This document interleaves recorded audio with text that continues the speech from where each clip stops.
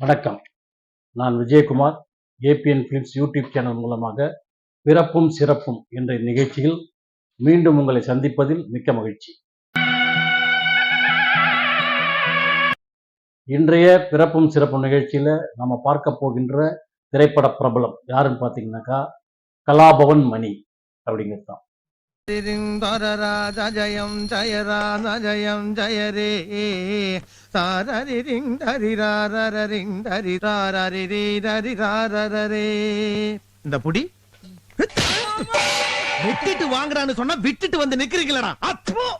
அவர் கேரளாவில் 1971 கேரள மாநிலம் குண்டச்சேரி அப்படிங்கிற ஊர்ல ராமன் அம்மினி தம்பதிக்கு மகனாக பிறந்தவர். இவர் கலாபவன் நகைச்சுவை மன்றம் அப்படின்னு ஒன்று கேரளாவில் இருக்கு. அதான் இவர் ஆரம்பத்துல இருந்து அங்க இருந்து நாடகங்கள்லாம் நிறைய பண்ணாரு. அதுல இருந்து மெமிக்ரிக் நிறைய பண்ணார். பலகுரல் மன்னர். பல அரசியல் தலைவர்கள் போலவும் சினிமா நட்சத்திரங்களைப் போலவும் பேசக்கூடியவர் மட்டுமில்லாமல் புதுமையான இன்னொரு விஷயத்தையும் செய்ய ஆரம்பிச்சார். எப்படின்னாக்கா மிருகங்களைப் போலவே குரல் கொடுப்பது, அவைகளைப் போலவே நடந்து காட்டுவது, செயல்படுத்துவது. ஒரு யானை எப்படி சவுண்டு கொடுக்கும், அது நடந்து போகும்போது எப்படி நடந்து போகும் அப்படிங்கிறத சிறப்பாக செய்யக்கூடியவர். அதே மாதிரி ஒரு பாம்பு எப்படி சவுண்டு கொடுக்கும், அது ஊர்ந்து போறதை பத்தி இவர் ஊர்ந்து போட்டார். அப்படி ஒரு வித்தியாசமான ஒரு விஷயத்தை செஞ்சு கேரளா மட்டும் இல்லாமல் இந்தியா முழுவதும் அனைத்து மக்களாலும் ஏற்றுக்கொள்ளப்பட்ட ஒரு நடிகராக உருவானவர் தான் கலாபவன் மணி அவர்கள். அவர் பேர் ராமன் மணி. இந்த கலாபவன் நகைச்சுவை குழுவில் வேலை இருந்ததுனால அங்கிருந்து அவர் வெளியே வந்தால் கலாபவன்கிற வார்த்தை அவர் பேருக்கு பின்னால் கலாபவன் மணி அப்படின்னு பேர் வச்சுக்கார். இவர் மலையாளத்தில் சில படம் சின்ன சின்ன ரோல் பண்ணாலும் வசந்தியும் லட்சுமியும் பின்னை ஞானம் அப்படிங்கிற ஒரு மலையாள படம், அதுதான் இவருக்கு ஒரு பெரிய திருப்பு முனையாக அமைஞ்சது. அதில் மிக சிறப்பான முறையில் நடித்தார். அதுக்கப்புறம் தமிழில் கேப்டன் பிரபாகரனுடைய படத்தில் ஒரு சின்ன ரோல் பண்ணார். ஆனால் இவரை தமிழ் சினிமாவுக்கு மிகவும் பிரசித்தி பெற்ற ஒரு கேரக்டராக உருவாக்கி கொடுத்து அதனால் தமிழ் மக்கள் ரசிக்க வைத்த ஒரு படம் எதுன்னு பார்த்தீங்கன்னாக்கா ஜெமினி. ஜெமினிங்கிற படத்தில் விக்ரம் ஹீரோ நடிச்சிருப்பார். அதில் அவர் வில்லனாக நடிச்சிருப்பார். அந்த படத்தில் அவர் யானை மாதிரி நடக்கிறது, பாம்பு மாதிரி சேர்றது, இப்படிப்பட்ட உடல் ரீதியான செயல்களை காண்பித்து பல குரல்ல பேசி நடிச்சு பிரமாதப்படுத்தியிருப்பார்.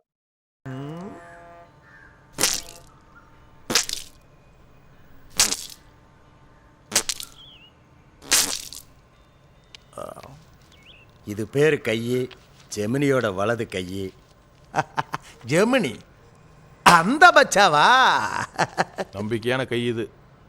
அந்த ஜெமினி படம் தான் அவருக்கு பெரிய திருப்பு முனையா அமைஞ்சது தமிழ். அதுக்கப்புறம் பார்த்தீங்கன்னாக்கா நிறைய படங்கள்ல தொடர்ந்து அவர் நடிச்சுக்கிட்டே இருந்தார். எல்லா படங்களும் பயங்கரமான வில்லனா நடிப்பார், நகைச்சுவை கலந்த வில்லனா நடிப்பார். நீங்க எல்லாம் புண்ணியம் தேடி காசிக்கு போனா இந்த உலகத்திலே பெரிய ஆளுங்கப்பா. நான் உன் வழிக்கு இனிமே வராம இருக்க ஒரு கண்டிஷன். அண்ணே, அது என்ன கண்டிஷன் என்ன?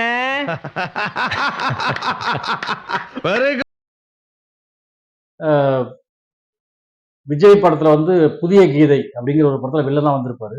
அதுல அவ்வளவு அற்புதமான ஒரு நடிப்பு. அவர் தொடர்ந்து தமிழ்ல மட்டுமே ஒரு 50 படங்களுக்கு மேல நடிச்சிருக்கிறார். அது மட்டும் இல்லாம மலையாளத்துல பாத்தீங்கன்னா ஒரு 100 படங்களுக்கு மேல நடிச்சிருக்காரு. அப்புறம் தெலுங்கு, ஹிந்தின்னு பல படங்கள் நடிச்சிருக்காரு. குறைஞ்சபட்சம் ஒரு 200-250 படங்களுக்கு மேல இவர் நடிச்சிருக்கிறாரு.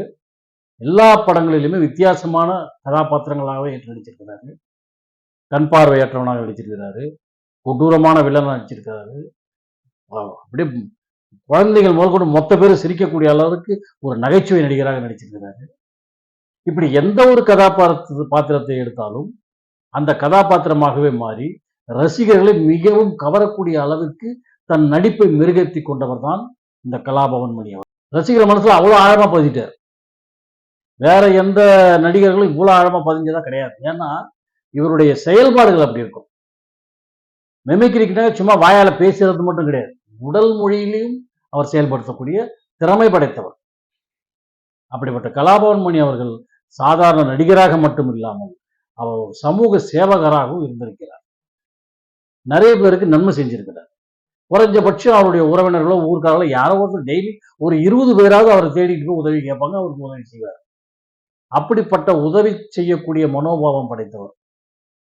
அவர் ஊர் மட்டும் இல்லாம அக்கம் பக்கத்தில் இருக்கிற எந்த ஊர்ல எந்த கோயில்ல எந்த விசேஷங்கள் நடந்தாலும் அந்த விசேஷத்துக்கு இவர் தான் முதல்ல காணிக்க கொடுப்பார், நன்கொடை கொடுப்பார். அப்படி ஒரு சிறந்த மனோபாவம் உள்ளவர், சிறந்த நேர்மையான சிந்தனை உள்ளவர், நடிப்பு தொழிலை தெய்வமாக கருதியவர், அதற்காக தன்னை வருத்தி கொண்டவர், தன்னுடைய நடிப்பால் அனைவரையும் கவர வேண்டும் என்பதை ஊர்ஜிதமாக இருந்தவர்.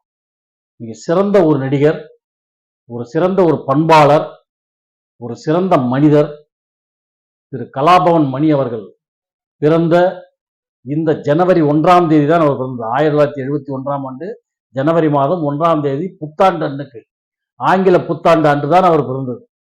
இந்த ஜனவரி மாதம் 1ஆம் தேதி ஆங்கில புத்தாண்டு அன்று பிறந்த கலாபவன் மணி அவர்கள் இந்த புத்தாண்டு எப்படி அனைவர் மனதிலும் ஆழமாக பதிந்திருக்கின்றதோ அதுபோலவே தன்னையும் மக்களின் மனதிலே ஆழமாக பதிய வைத்துக் கொண்டவர் திரு கலாபவன் மணி அவர்கள்.